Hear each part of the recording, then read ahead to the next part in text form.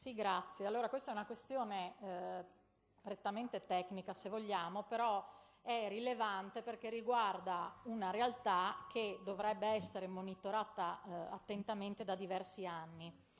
Una piccola premessa: cosa sono i PCB, policlorobifenili? Sono composti chimici sintetizzati dall'uomo, quindi in natura non esistono e non si formano in maniera accidentale. Sono stati usati nel secolo scorso soprattutto nel settore elettrotecnico, trasformatori e condensatori. Sono estremamente stabili e sono considerati per la loro tossicità nei confronti dell'uomo e dell'ambiente tra gli inquinanti più pericolosi, tant'è che l'Agenzia internazionale per le ricerche sul cancro, IARC di Lione, li ha classificati come agenti cancerogeni certi per l'uomo di primo grado. Per smaltire questo tipo di sostanze, la cui produzione è ormai vietata dagli anni 80, ci sono diversi impianti che devono essere però autorizzati esclusivamente a questo scopo e che devono sottostare a limiti e prescrizioni ben precise, e che, come abbiamo appreso anche da una precedente interrogazione sempre rivolta all'assessore e dai piani per lo smaltimento che abbiamo in Regione, questo tipo di impianti per lo smaltimento non sono presenti nella nostra Regione.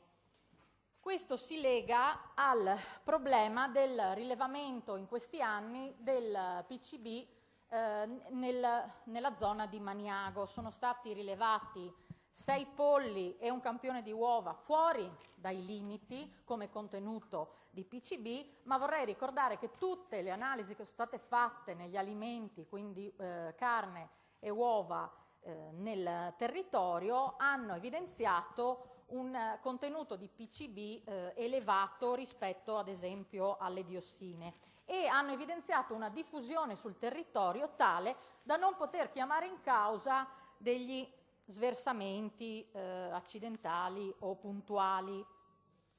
La cementeria di Fanna, secondo l'AIA, non è autorizzata a utilizzare nel procedimento di produzione del cemento o a smaltire tramite incenerimento rifiuti contenenti PCB.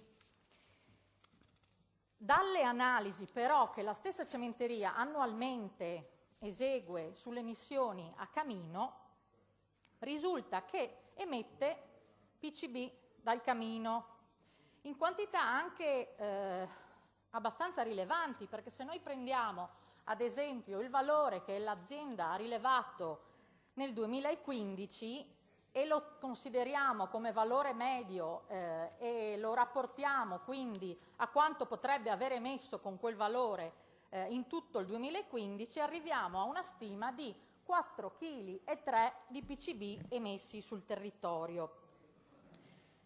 Quindi parliamo appunto di chilogrammi di una sostanza che è tossica in dosi di nanogrammi, ovvero di miliardesimi di grammo. Quindi con questa interrogazione vorrei chiedere appunto alla Giunta qual è l'origine dei PCB che vengono emessi dal camino, che sono stati emessi almeno fino al 2016 dal camino della cementeria di Fanna. Grazie.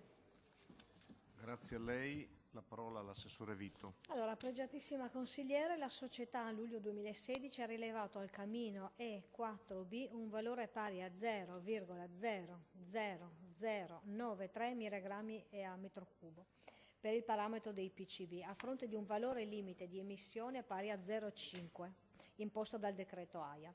I PCB si formano normalmente durante i processi di combustione e la formazione di PCB come prodotto è possibile in qualsiasi processo chimico che coinvolga cloruro e carbonio organico, oppure può essere emesso a causa di una combustione incompleta nel combustibile che contiene impurità.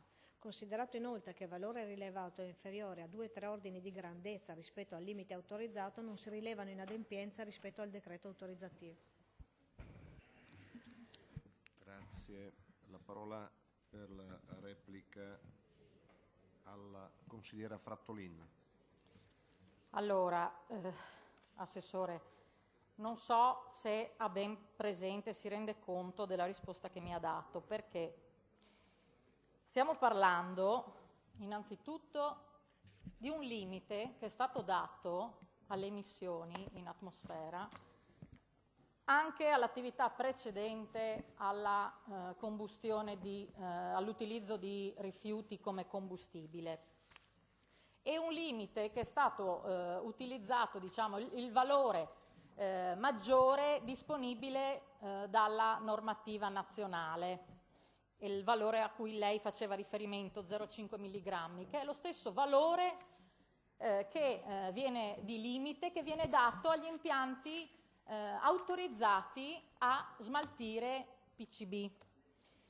Questo limite, le faccio presente che anche se si tratta di diversi ordini di grandezza rispetto a quanto emesso nel 2016, quanto è stato rilevato dalla cementeria, con il valore che lei ha ricordato di emissione del 2016, 0,000933 milligrammi, se lo moltiplichiamo per tutto l'anno vuol dire che la cementeria ha emesso sul territorio 2,6 kg di PCB in un anno. Allora, dalla sua risposta deduco che questo è plausibile secondo le normative, secondo l'autorizzazione che è stata rilasciata. Le faccio presente che la stessa ISPRA, in diversi documenti riguardanti lo smaltimento dei PCB, rileva che i valori limite della normativa nazionale dovrebbero essere rispettati dagli impianti fino a dicembre 2010 e poi i valori limite dovranno essere indicati nelle autorizzazioni e potranno essere più severi di quanto stabilito dal decreto legislativo appunto a cui si faceva riferimento.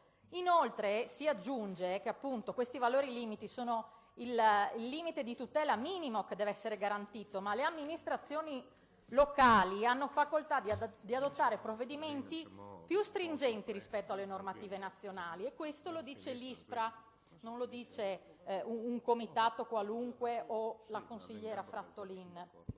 Che lei mi dica che i PCB possono essere prodotti dalla combustione, ho forti dubbi, avendo interpellato in merito numerosi esperti e quindi prendo atto e leggerò attentamente le valutazioni scientifiche fatte in merito. Rimane l'unico aspetto sul quale posso dirmi soddisfatta in merito alla sua risposta è che quindi si riconosce finalmente che una possibile causa dei valori fuori dalla norma trovati nel territorio del Magnaghese in maniera diffusa, come ricordo, può essere quindi la cementeria di Zillo, che in questi anni, come abbiamo visto, ha molto probabilmente emesso diversi chili di una sostanza che, come ricordavo nelle premesse, è tossica per l'uomo nell'ordine del miliardesimo di grammo. Quindi su questo aspetto spero che vengano prese anche provvedimenti di eventuale revisione di quelli che sono i limiti di emissioni che, come dicevo precedentemente, sono stati rilasciati in maniera uguale a un impianto che è autorizzato a smaltire in quantitativi elevati PCB. Grazie. Grazie a lei. Concluso l'interrogazione.